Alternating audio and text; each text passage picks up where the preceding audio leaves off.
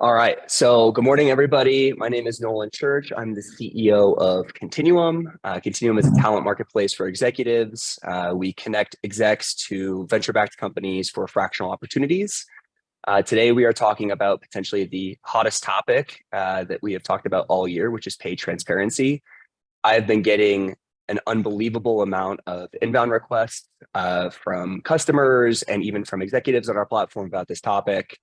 And so what we've decided to do today is to put together some of the smartest people that we know that have deep relevant experience on compensation, on pay transparency, and on the laws associated for a webinar for you all today.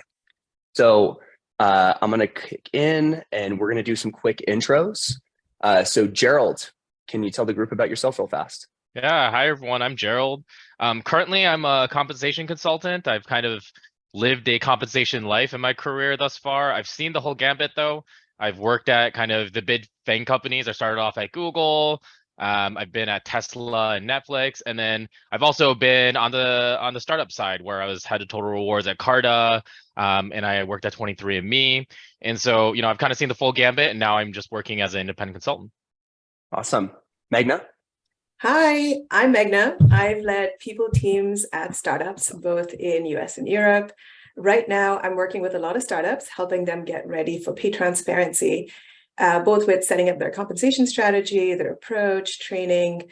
And what makes me experienced in this is I've actually done it before. So both at NerdWallet and Loom, we experimented with allowing employees to see their salary bands and learned a lot. So I'll talk a little bit about our experience and what I've learned from that. Awesome. And then the obligatory lawyer, Dan. Yes, the obligatory, last but not least, lawyer. Good morning and good afternoon, everybody. I'm Dan McCoy. I'm a partner at Fenwick & West and the chair of the firm's employment practices group. My area of expertise is labor and employment law. I've been practicing for 26 years.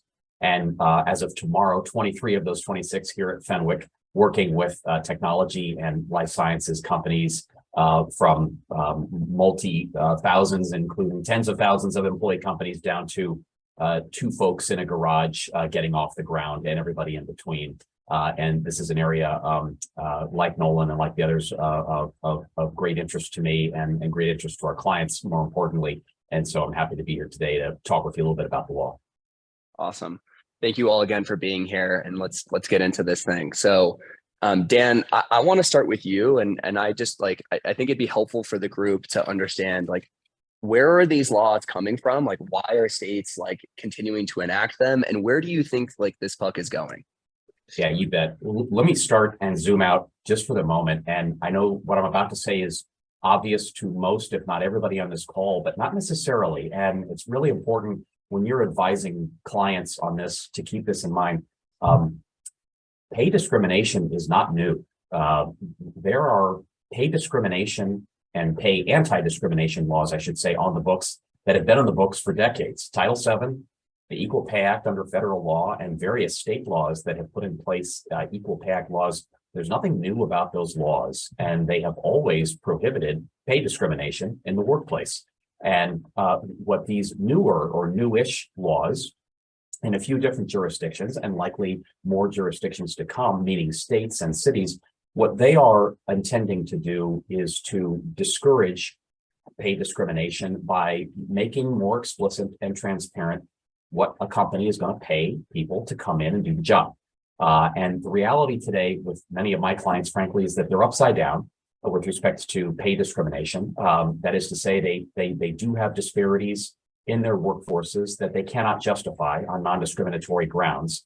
It happens every day, all day long. And there's nothing new or unique about that. But these laws are designed, again, to discourage black boxes with respect to pay and compensation, and in some cases benefits, and to make more transparent the process to ideally and hopefully reduce pay discrimination in the workplace.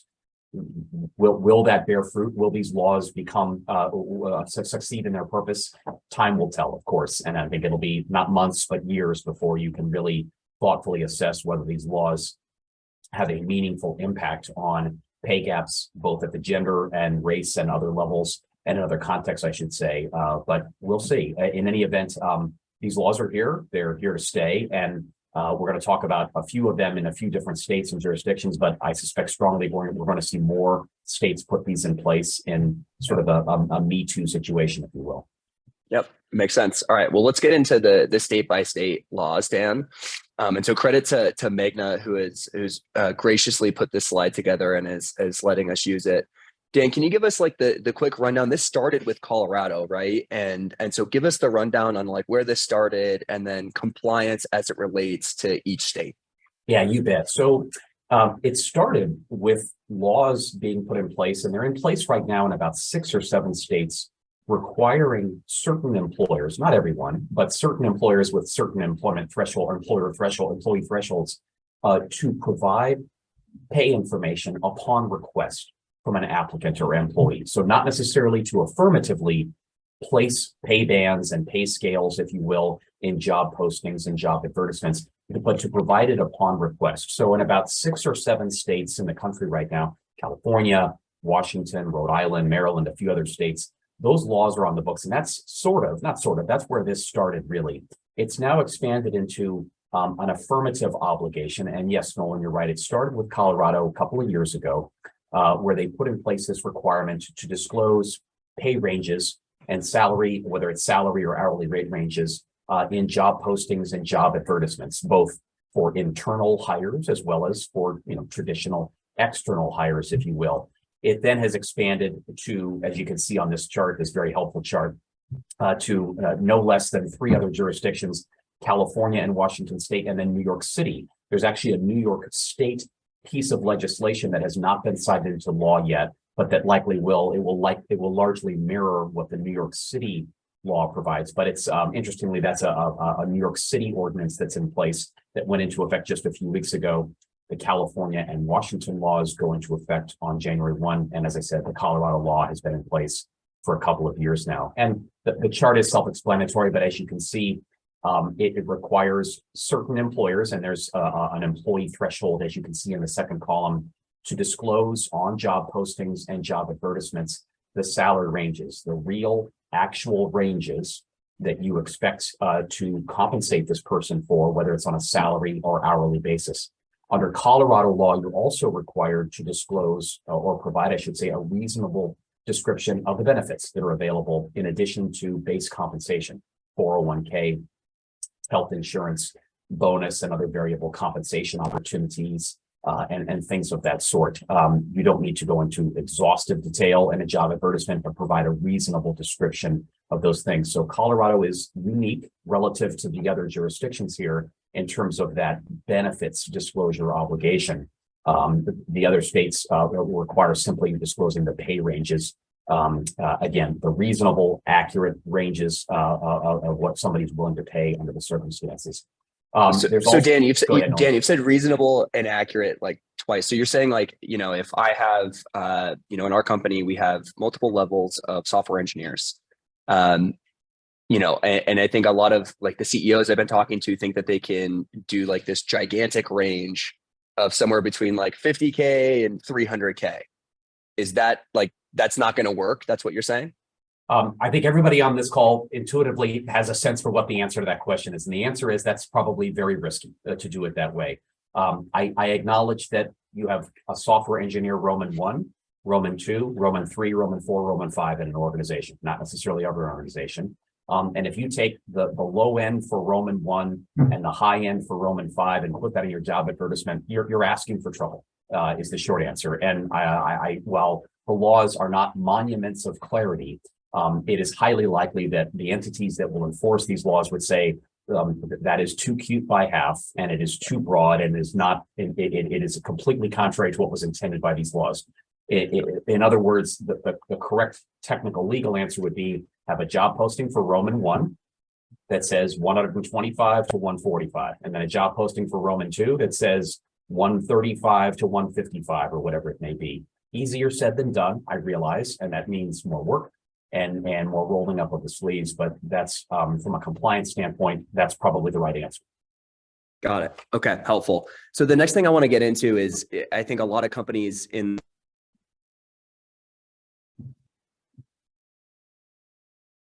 many companies that are either fully remote or in this like remote slash hybrid place. How do these laws apply to those types of companies? Yeah, this is why I have a job, is because the laws are a bit vague and a bit opaque in this area. So I'm only half joking when I say that, but it is somewhat unclear. By way of specific example, the New York City ordinance makes very clear that you are obliged to disclose pay ranges on a job advertisement or a job posting for a position not only that will be performed in New York City, but that could be performed in New York City. What does that mean? That means if I'm hiring a mid-Atlantic based salesperson, and I put out a job posting to hire someone to cover my mid-Atlantic region to sell my products or services, that's a job that can theoretically be performed in New York City. I might ultimately hire somebody in Raleigh, North Carolina to fill the opening. But if it's a job that can be performed in New York City, and I have 4 or more employees, at least one of whom is based in New York City, then I'm subject to that new law. That's a painful reality and a painful specific reality, but that's the bottom line, if you will, as it relates to that kind of remote person in that context. Conversely, if I make very clear in a job posting, I am hiring an Atlanta-based salesperson to cover the Southeast region of my business. And I want that person in Atlanta because that's where our Southeast sales office is. I know that's an obvious example, but that would be an example of where that's not a job that can be performed or would be performed in New York City. So you're not subject to that law. So with those two somewhat rudimentary hypotheticals in mind, that's how to think about remote workers. But there's a lot of other vagary around this. The Colorado law is not entirely clear about, well, if you have somebody based in New Mexico, but is reporting into somebody in Colorado, reports into an office in Colorado, travels to Colorado periodically for training, for meetings, for sales kickoffs and things of that sort. Are they a Colorado employee or are they, a non-Colorado employee not subject to this law? The law is not entirely clear on that. And welcome to my world, if you will. Got it. Yeah. So super clear. That's very helpful for everybody. Gerald, I want to turn it over to you because as you and I have talked about these laws rolling out, like you keep telling me like the best way to think about getting into a company getting into shape for this is having really strong comp fundamentals. And so can you give the group a rundown on what you mean by that and like how companies should be preparing from a comp fundamental standpoint? Yeah, for sure. So I think about pay transparency, like imagine pay transparency is a window into, a room, your room. The room is theoretically your company's comp practices or, in this case, comp fundamentals. So let's say this room is really dirty. You might choose to close the blinds. You don't want people to look into your dirty room, right? Alternatively, let's say the room is really clean. You just cleaned it. You might leave the blinds open, get some sunlight in. This is how I think about pay transparency for companies. The better your comp fundamentals are in place, the more transparent you can be. So if we look at this, kind of 4 box here, people who are the companies that are most at risk are the most transparent, but don't have any comp fundamentals, right? They're just kind of hoping that things go well for them. If you're in this box, I would recommend you'll probably want, in an ideal world, everyone could just go to the top right box, high transparency, high comp fundamentals. I think a lot of companies are probably going to have to shift down first. So, you see in the lower left box, there's someone kind of pulling down their blinds. This might be in the appropriate box while you're working on your comp fundamentals. So companies here are, prepping, they're getting their benchmarking in order, they're getting their market data in order, they're prepping so that they can end up in the top right corner, which is, high transparency, high comp fundamentals.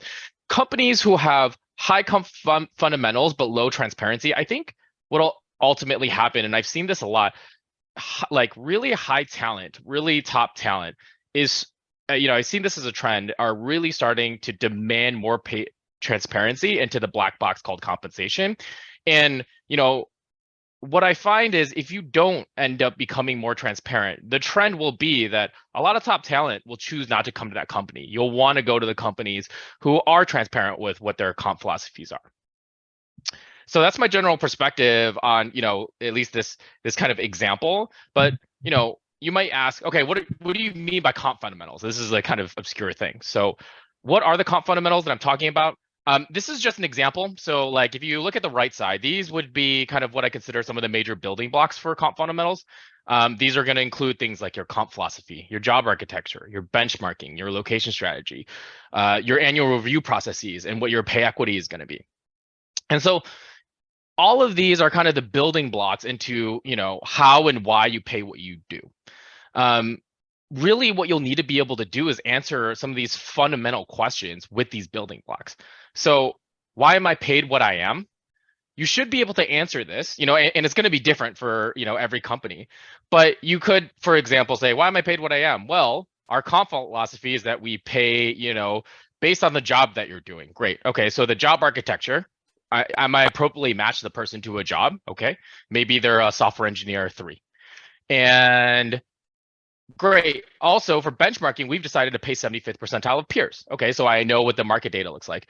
And then also this person might be in Detroit. Okay, so what does Detroit get paid in this, kind of theoretical scenario, right? So you can see how, why am I paid what I am is not a simple answer, right? It's actually a combination of all these different kind of processes and policies, and you need to be able to have a strong fundamental to be able to pull from all of those to answer these questions.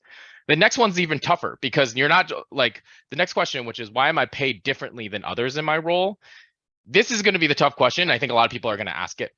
And you need to not only be able to do what you did in the first question, which is like, hey, why am I paid what I am? But you'll need to be able to explain why it's different between two individuals, right? So same thing, bottom to top, you'll have to answer that. And then you'll have to add in the other 2 blocks, which are, okay, during annual review, are 2 people paid differently because one is a higher performer? You need to be able to answer that. They're paid differently because, Bob got a 5 out of 5 and George got a 1 out of 5. Okay, that makes sense. Do you have the backing to say why they're paid differently? And then also, maybe they shouldn't be paid differently, and you need pay equity. You need to have a strong pay equity philosophy to make sure you're catching this scenario so that you can make sure you kind of right the kind of pay equity issues you have right now. And then finally, the last question is, what can I expect to get paid in the future? And let's say you have a good perspective of why am I getting paid what I am today. You'll want to have, the comp fundamentals, your comp philosophy needs to have a good perspective on how you're going to kind of fix things over time. Let's say things are, really good. That's great. Things can go out of whack if you don't have the right fundamentals to make sure that you're pulling them back into kind of a healthy kind of compensation state, right? So things like, if you're doing annual reviews and people are, low in a range versus high in a range, but they have the same performance, what would you do? You would probably give someone who has lower in the range a large increase compared to someone who is higher in the range. They get a smaller increase for a given, similar performance, and over time they would kind of equalize, right? These are the fundamentals that you would put in place to make sure over time you're reaching a state where you can kind of have pay equity. Got it. And then we had talked a little bit about kind of like preparedness and how we can get there. Walk us through this, please. Yeah. So the first thing you want to do to make sure that you're prepared is first you want to review your internal processes, right? So evaluate and clean up your structures, look for any biases in these structures, and then also review how you're kind of delivering these kind of these compensation processes. Yeah. Look for any bias, but honestly, a lot of my clients right now, as I'm working through some of these, pay equity projects or the pay transparency projects right now, is a lot of startups. You're just running really fast. You might not even have a structure or a policy in place. So even getting to a point where you just have like a point of view on it, like just building your fundamentals, like that's where a lot of my companies are at right now. They're like, hey, we actually just need to build processes. Like we don't even have it, and so that's kind of step one. The next step is determining your approach. And these are going to be very different for every company, right?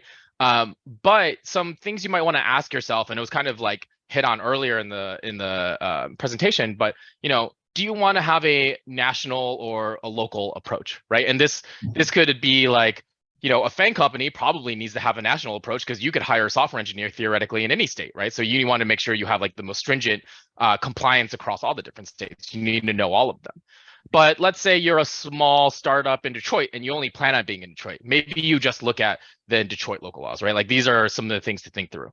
Another one is, how do you determine your range? And so we talked about range. What does that mean, right? Two kind of ways I've seen it is like, let's say you have a benchmark. Let's say you target software engineers to make 100K a year.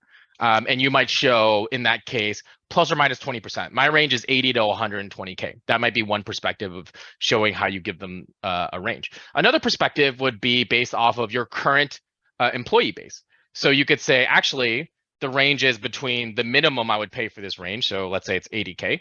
And let's say I show the 90th percentile of the current employee base. So if I look at the employees for this range, what is the 90th percentile make? That's the range I'm going to show, right? You have different kind of ways to show ranges as well. You want to come up with a way to do that as well. And finally, another perspective would be, do you want to be proactive or reactive with some of these ranges? And a lot of this is going to be how good your fundamentals are and like, you know, what you can, like the more proactive you are, the good thing about that is less work. So like you can imagine an HR team just getting bombarded with a bunch of questions, but if you're proactive, then, you know, you can show some of these things. But let's say you don't have your kind of fundamentals in place. Maybe you want to be reactive because, you know, you want to control that messaging a little bit more, right? So these are kind of thoughts that everyone will have to go through. And then just to kind of wrap up, you also want to be able to assess your risk, make sure you're partnering with everyone. So legal, leadership, you know, HR, making sure you're thinking through all of the kind of side cases. And then finally, I think maybe the most important would be training. Training is going to be super important, not just for your HR people, but for all of your managers, for all the leaders, because they're your first line of defense. You're going to have a lot more managers and leaders than you're going to have HR people. You can imagine everyone just bombarding, you know, some poor HR ops person with like hundreds of questions. Like that's not going to be a scalable solution. Everyone needs to understand their comp fundamentals. I love that, Gerald. And it's actually like the perfect time for us, I think, to launch our first poll. So the poll that I'm most interested in getting some feedback on from folks is our preparedness. So on a scale of 1 to 10, how prepared do people feel? Please take like 5 seconds to fill this out. And as we do this, like the questions that I want people to think about is like, you know, to Gerald's point, I think a lot of companies do have like that poor HR person that's going to be bombarded because they aren't prepared. And like, you know, these employees are going to be asking very, very challenging questions. And so like, it is going to be very critical, not only for the HR person and the entire people team to be able to respond to them, but also for managers. And specifically, like, you know, when these laws actually come into effect, I think a lot of employees are going to come like armed, ready to say like, hey, I know you have to give me this information. How are we going to present that? Are we going to do it proactively and make sure it's available for everybody? Or are we going to do it reactively? So let me share the results of this poll. See what people have to say. So it looks like most folks are in the, call it like 6 and under bucket. Some are actually like doing quite well. But I'm curious, Meghna, transitioning over to you, I think there's a huge communication aspect to this. Yeah. And so as you're helping companies starting to get prepared for these types of laws, how are you advising them and what is the guidance that you're giving? Yeah, absolutely. I mean, these questions have been asked before these laws happened. So I saw in the chat, Olivia, your question about location-based pay, people hate it, especially internationally.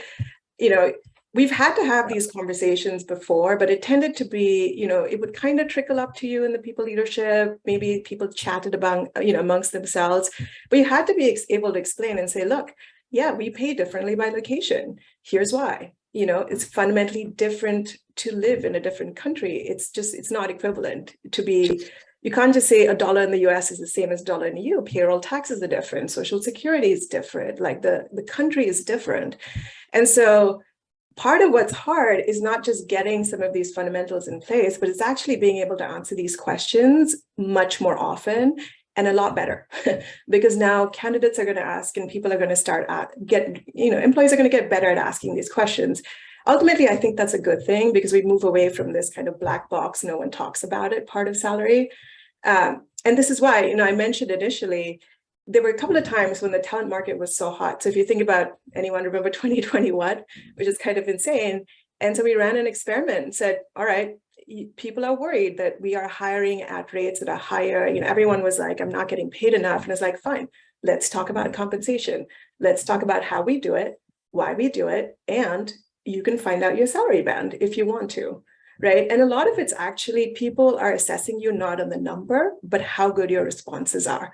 And if your responses are, it's because market data said that, I don't think it's going to fly. And I think really kind of coming down to the emotion. So coming down to the location-based thing is I tell people, yes, it seems unfair, but that is how different countries are paid. And what's fair is if you lived in the US, I will pay you US wages. It's not like it's exclusionary. And I think you have to really be able to answer that question. So if we go to the next slide now, then I can talk through, just what I've learned from it. So I think there's 3 components to it. There's part of it's the compensation philosophy, which Gerald did a great job of explaining, like how do pay ranges differ? What happens by geography? How do you pay within the salary range? Why don't I get the top of the range? Who gets the top of the range? How pay changes over time, all of those things. It's important to do that and do the analysis. That's before, make sure, if you put out a salary band, that people are paid within the salary band. No one looks at it and says, wait a minute, why am I not paid the salary band? I think that's step 1. Step 2, and these are bits that a lot of people haven't thought about, is how are people going to find out? Is there going to be a spreadsheet? Who can request it? Can you ask about any band or just your band? Who's going to, can I ask about my team's band? Can I know someone else's band?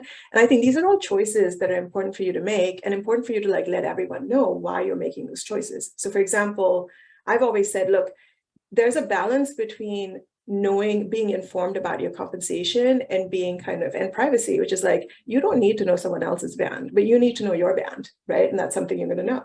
If you're a manager on your team, you should know your team's band. It's important for you to be able to have that conversation with everyone in your team. So it's making those choices.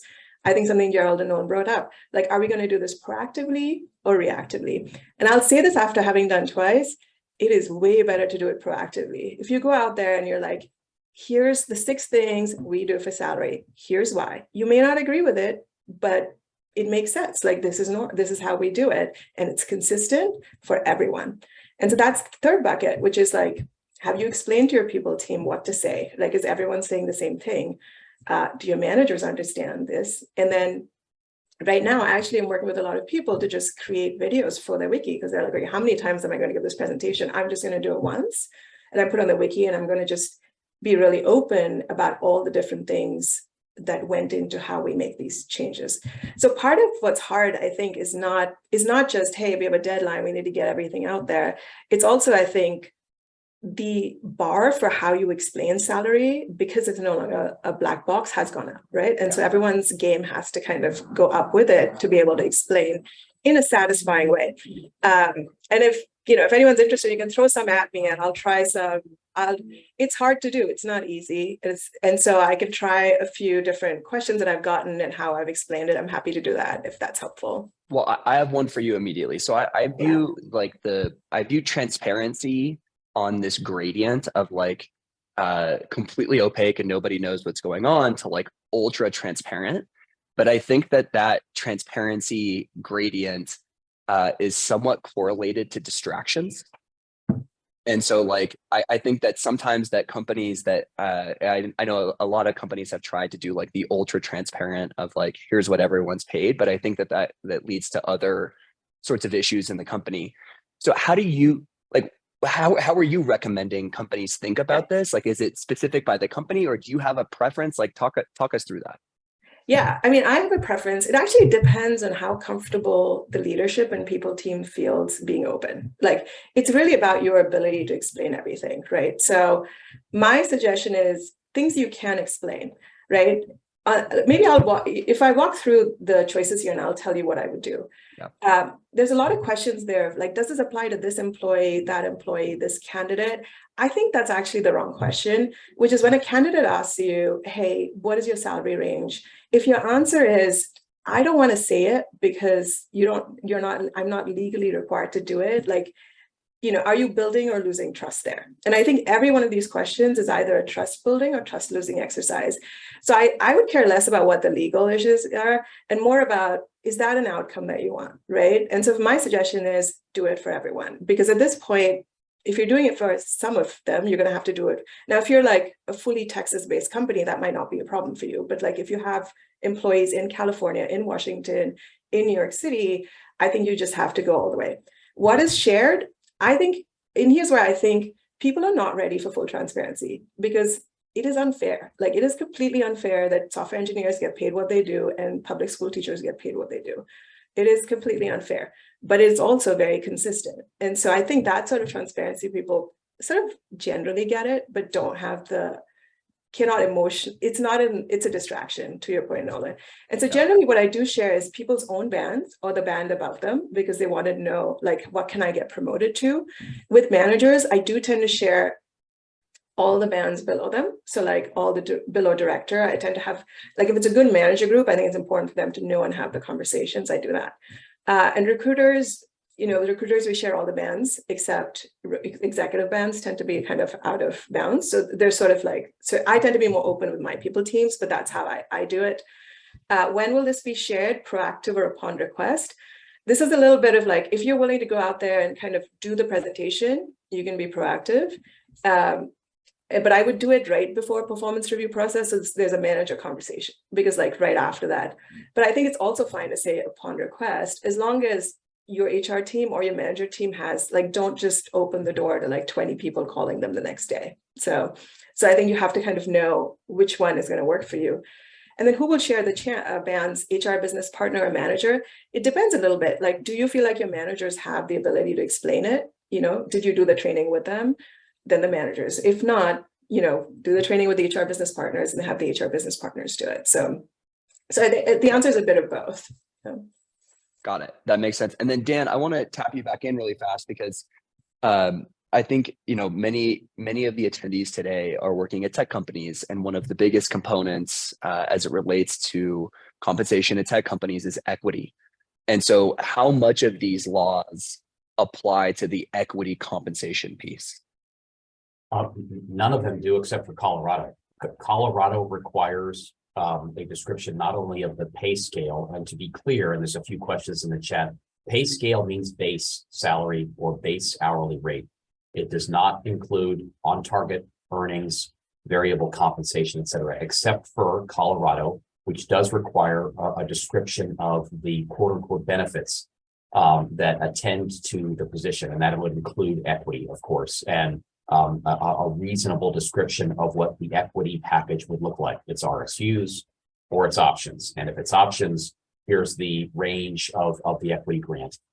I would suspect, I don't have statistics on this, that with respect to Colorado's law, companies are likely not getting into granular detail about the size of an equity grant or the range of equity grants that they're probably describing in more general terms. This job includes equity as well as health insurance, 401k, et cetera, et cetera. So that's the long answer. Short answer is, other than Colorado, the laws technically only apply to the base pay scale. Got it. So folks, we've carved out about 20 minutes for questions, because we know that this is a super hot topic, and we got 3 amazing people that we can get some answers from. Olivia asked a question that's getting +1 in the chat, which is around being fully remote. Throughout both North and South America, they use location-based adjustments for compensation. And so she's asking, what is the guidance for the appropriate range to share? Should they break out specific location bands for those areas that require it? Or should they share the full range and say it's location dependent? They're nervous about how folks in different pay locations will respond to each strategy when it comes to the other to the offer stage. So Meghna, I think that this one's for you. This is the communication question, right? This is the kind of thing, especially when you are, many of these companies now are global, if not at least having some remote presence. like North and South America are very different labor markets. And now we're going to be able to, we have to communicate this. How would you recommend communicating if you're in Olivia's shoes? Yeah. So I've been in your shoes with a fully distributed team and international folks. There's two options. You can kind of, and you've seen this now with a lot of you just put in the zone A, zone B, zone C, zone D, and you put all the bands. But that requires you to have had really with your existing employees, a real heart to heart about like how you set it, why it's consistent, and why it's the way that you're going to go forward with it. Not everyone loves it, but if you've kind of had that conversation, then I think you can be that. Because here's where like I would worry more about your existing employees than the candidates. For candidates, this is clarity, right? They're kind of looking at it and saying, this is the clarity that I need, and this is great. And you'll have candidates that will try to negotiate and say, well, why can't I be zone A and not zone C or whatever, like things like that. But generally, I think it's really more about the employees. But it's also, you could also make the argument, I've also seen this, is people do US bans and not the other ones, not the other international ones. And sometimes it's for very good reasons, because they say, look, things change a lot internationally, which is true. Exchange rates change. The way we set international comp is very much in flux. It's not as like easy to do it as in the US. There's, I mean, like look at the exchange rates of the last year. Like there is a lot more movement in international exchange rates. So I think it would be very fair to say, hey, these are North America bans. We hire lots of different countries. GitLab used to open source this, but even they've kind of closed it up because they've realized it's actually a competitive advantage. And it's true. I used to go look at GitLabs to sort of figure out what other competitors are paying. And so there is a competitive issue with that, to be honest. So I think if you're international, honestly, I would actually right now do the latter, because I'd be really worried about the competitive issue, because people will use that to kind of beat you. But from kind of a fairness perspective, I would have the conversation with the employees internally that says, how do we determine it? This is market. And I'm sorry, it is not practical or consistent for us to be paying the same rate across all countries, which is kind of what they want. So. Yep. Makes total sense. Dan, one for you. There's a lot of questions on your recommendation on whether or not companies should be, especially if they have a distributed component, should be just trying to think about the most stringent laws and trying to be compliant with those, or should they be trying to navigate this gray area of could a job be done in that state? Like, how are you thinking about this, and how are you advising clients on that? I'm advising clients to be practical about this, and I candidly, I think clients are fussing about this more than they need to in terms of what these disclosure obligations mean. And I don't mean that in a critical way at all. I think there's some overthinking going on this. I don't necessarily advocate going to the Colorado default and having every job posting in the United States subject to the Colorado law, where you're worrying about how to describe benefits and like that, including on things like equity and what level of depth to go into with equity. But I think it's reasonable to say, look, if you are a fully distributed workforce, you do not have regional sales offices and engineering offices in Austin, Texas, et cetera. You are GitLab. You are fully remote. You literally don't have a headquarters. You maybe all get together for a sales for an all hands once a year in the Bahamas. In that context, I recommend a consistent approach where you disclose the pay scale ranges compliant with the New York and California and Washington state and Colorado laws for that matter. And it would be reasonable to stop there and to not go into the benefits context unless you in fact have Colorado-based employees. The law in Colorado kicks in if you in fact have at the time of the posting a Colorado-based employee. So if you're a distributed workforce and you have no one in Colorado, you can very confidently and lawfully say we're going to disregard Colorado law for now and just focus on those others. That's what I, in general, it's not a one-size-fits-all approach, recommend for most clients in that context.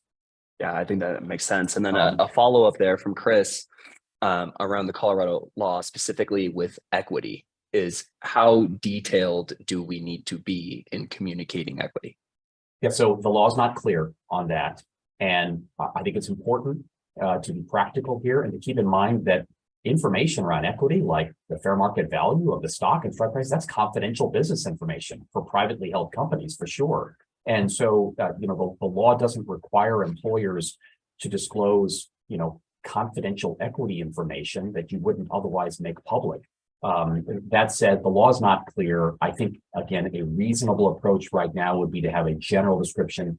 Here's the pay range. And what we also offer in this role is health insurance, 401k, stock options, and leave it at that, and not get into, and I'm not seeing clients describe equity grant numbers, 5,000 to 15,000 stock options vesting over 4 years with a 1-year cliff. I'm not seeing that level of depth and detail.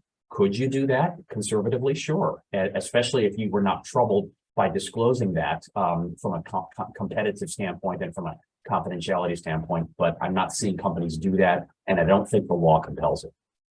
Yeah, I think that makes sense. Gerald, asking you just around equity, you and I have worked together on putting together equity plans for companies. I think a lot of this stuff happens behind the scenes. There are not currently laws that require companies to disclose, what is their annual merit cycle increase looking like and how they come out those numbers. Are you still recommending that companies keep that information closer to the vest? I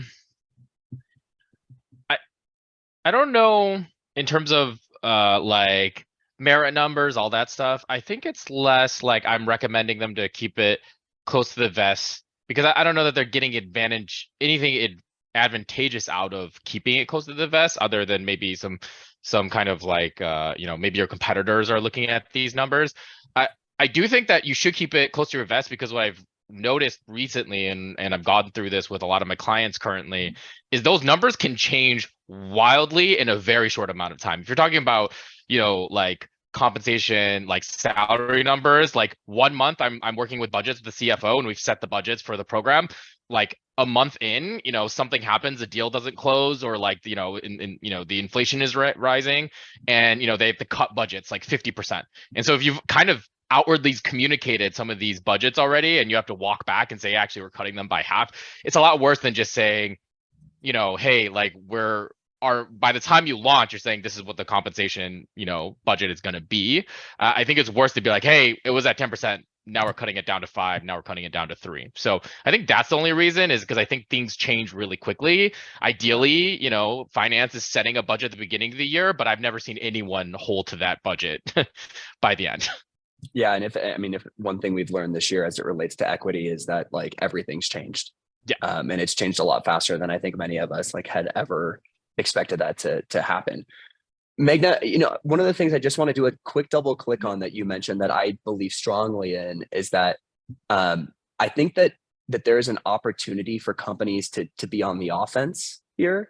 And specifically, if you actually have really strong comp fundamentals, if you are okay communicating those, I think it could be advantageous in not only going and recruiting new employees, but also retaining your existing employees. Do you agree with that? 100%. I've done this twice and I've not regretted it, because I think the trust that it built just made it so much easier for every other, for anything else. And this is where I will say it's not easy. I think trying to describe this, and I do this a lot with clients, it takes it's work. We have to sit down, we have to figure out what is the philosophy, how are we going to defend it, how are we going to explain this in a way that's compelling to our audience, and we have clients that are we're not going to be the highest cash pay. How do we make this compelling? And I think you have to really work at it. But here's the thing, the work is still worth it, because once you have it, everything gets easier. Recruiting conversations, retention conversations, promotion conversations. My favorite thing about doing this, and why I did this the second time, it just stopped managers from asking for exceptions, because they're oh, not going to ask exceptions because people are their band. I'm going to have to explain it. And it just kind of, in some ways, I really love these changes, because it does ultimately bring pay equity, because people realize that, okay, I can't just do one-offs here. And I'm yeah, I'll just pay over, over this person over and that person over. And each one seems okay, but overall, it just ends up being you end up with pay inequity, right? And this is, for me, on the people side, looking at that, being oh, this isn't great. Let's fix that, right? And so I think there's a way in which if you can put in the work to explain it and do this upfront, it actually really does makes compensation a lot smoother, right? And if you, what I love is like the people that know the most about compensation are software engineers. So if you look at any of those websites, I mean, they lay out all of this. Like you can find out everything. I'm just amazed. It's like I always run anything by the software engineering team first, because I'm like, if I get it past you, like everyone's gonna believe me.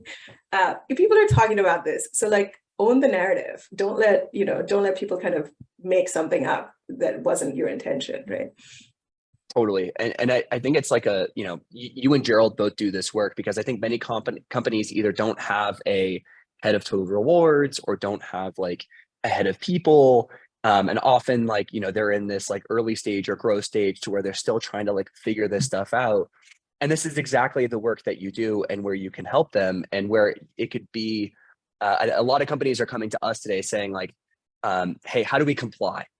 And I actually think the better question is like, how can we take these laws and then make them a competitive advantage to us as we are competing for talent in the marketplace?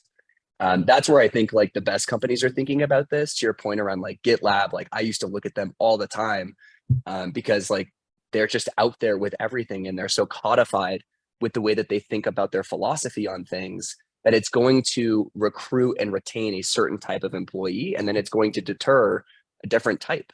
And I think that is the world in which we are moving towards as it relates to the way that we think about the employee life cycle, as it relates to the way we think about retention, just kind of in general. Gerald, last one for you is just, when you're coming into one of these companies and you start thinking about like what is your process for when you come in of setting up like, all right, so like they're coming to you for pay transparency, but really you need to go through the full process of getting like, hey, we need to get your comp fundamentals in place. Like who's involved in that? And just like really high level, how do you go about like setting up, a comp philosophy and executing like a merit cycle? Yeah. So this is a really good question. I mean, there's not a perfect like, one size fits all answer, but typically where I start and where all compensation should really start is the philosophy. So I'll always start the compensation philosophy. What do you intend to do with this compensation program? Start at the philosophy, and then, they'll kind of state their intention. And then each of these intentions should have some kind of backing on how you're kind of making this intention happen. If our intention in a comp philosophy is to retain the best talent, okay, what are the programs at which, that you have in place to retain your talent? And then you kind of follow the tree. The compensation philosophy should be the basis. They kind of tell you what they're going to be doing. And then you follow each branch down to the end to see how these programs are fitting and are they doing what you're intending them to do. I think what I see a lot of times is you say these things like the compensation philosophy, they'll say the compensation philosophy. And then when you keep on kind of pulling the thread, by the time you get to the end of like how this program is supposed to work, is it actually doing what you're intending it to do? And often the case, a lot of times it's not because they're not trying to do that thing. It's because they don't realize they're not doing that thing, right? And this is why the comp fundamentals really make sense. So you start with the comp philosophy, you kind of pull on all the branches all the way to the core to make sure that they're doing what they're intending to do. And then you kind of review all of the different building blocks of what makes up, and I stated some of those building blocks right now in the presentation. I go through those comp fundamentals and I'm like, hey, does your job architecture make sense? Does your pay equity philosophy make sense? Does your location strategy make sense? And then I kind of review each of those independently and see how well it fits into their compensation philosophy. Yep, makes total sense.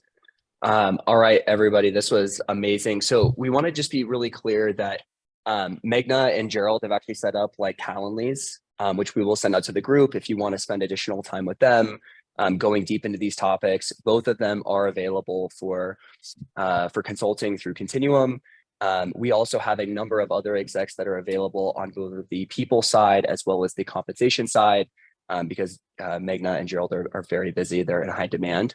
If you are looking to work with somebody to get these philosophies in place and to make sure that you're compliant for the new rules, Chauncey actually just dropped in both of the Calendlies there if you're interested in spending some time with either Meghna or with Gerald. But I just want to thank everyone for showing up here. If you have any additional questions, you can email me directly at nolan@joincontinuum.com. And a huge shout out to our panel, Dan, Meghna, Gerald. Thank you guys so much for taking the time and for educating us on this very important topic. Thanks so much, everybody. You're welcome. It's a pleasure. Thank you all. Thanks for Take having me. care. Cheers.